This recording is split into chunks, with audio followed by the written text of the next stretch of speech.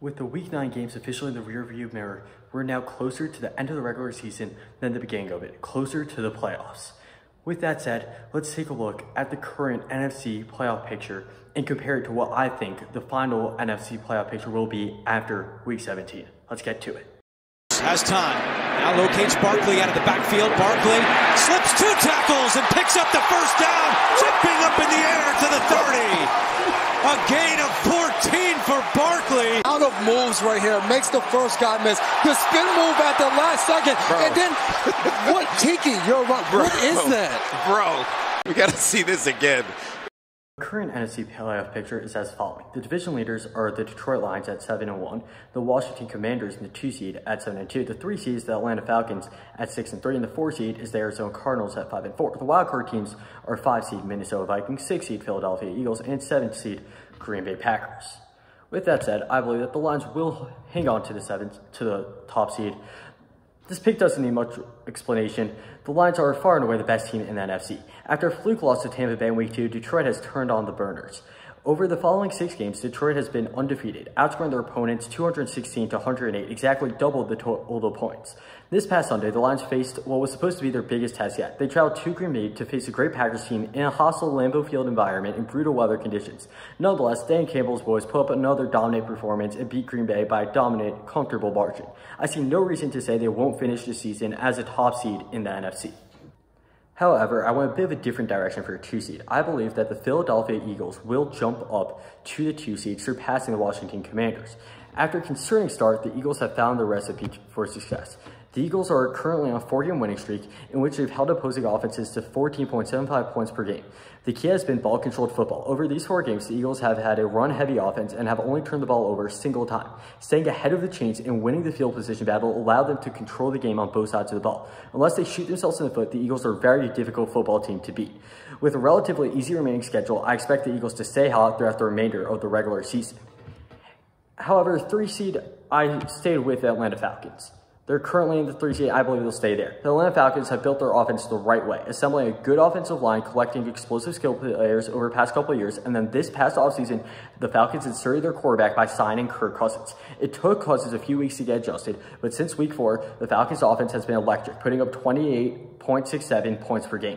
The NFC South is a weak division, with the Falcons being the only team with a winning record in the division. The Falcons aren't a top-tier team, but I can't imagine any of their division rivals stealing the division from them.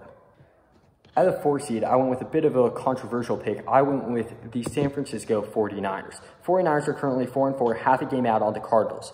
While the Arizona Cardinals currently hold a half-game lead in the NFC West, I data the last. Everything that can go wrong has gone wrong for 49ers in 2024. However, despite many injuries and multiple blown leads, the 49ers have kept their head above the water. Between that and the NFC West being a weak division, I expect the 49ers to swipe away from the Cardinals. The Cardinals are the only NFC West team with a winning record, and they're only a single game over even. Hence, the 49ers will only need to go 10-7 or 9-8 to win the division. The 49ers have managed to go 4-4 despite the absence of Christian McCaffrey.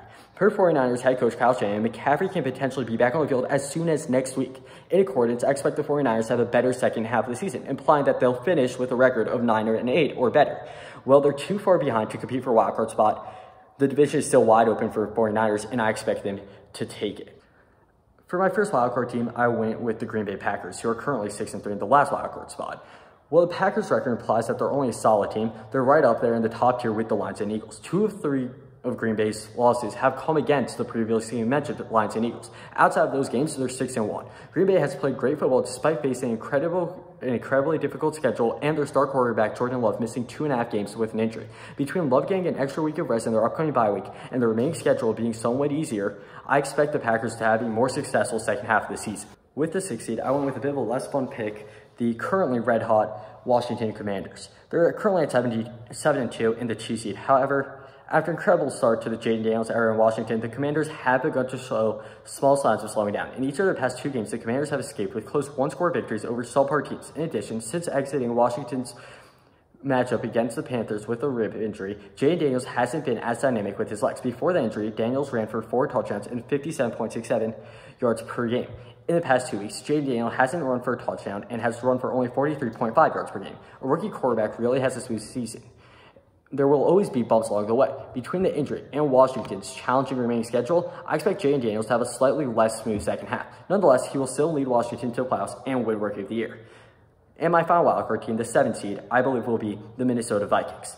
Sam Darnold and the Minnesota Vikings shocked the world by getting off to a 5-0 start. However, over the past few weeks, they've slowed down. Nonetheless, I'm not overly concerned about the Vikings' rough stretch. In Week 7, Minnesota lost a well-fought battle to the best team in the NFC, the Detroit Lions. Detroit tends to tire out their opponents, as over the past 2 years, almost all the teams that played against Detroit lost the following week. Hence, it wasn't surprising when the Vikings lost their Week 8 matchup to the Los Angeles Rams. In Detroit's Week 9 game against the Colts, their defense made the veteran Joe Flacco look inexperienced and foolish. Their offense was concerning in the first half before they woke up and scored 21 points in the second half. In conclusion, the Vikings are a good team, simply not the 5-0 team we thought they were. While the Vikings are a legitimate playoff team, they're the 3rd best team in the NFC North. In accordance, they will lose some games in the second half of the season. So that's my prediction for the NFC playoff pictures 2 months in advance. Let me know what you think in the comments below. Has time. Now locates Barkley out of the backfield. Barkley slips 2 tackles and picks up the first down, jumping up in the air to the 30. A gain of 14 for Barkley. Out of moves right here, makes the first guy miss. The spin move at the last second. Bro. And then, what, Tiki, you're right. What is that? Bro, we got to see this again.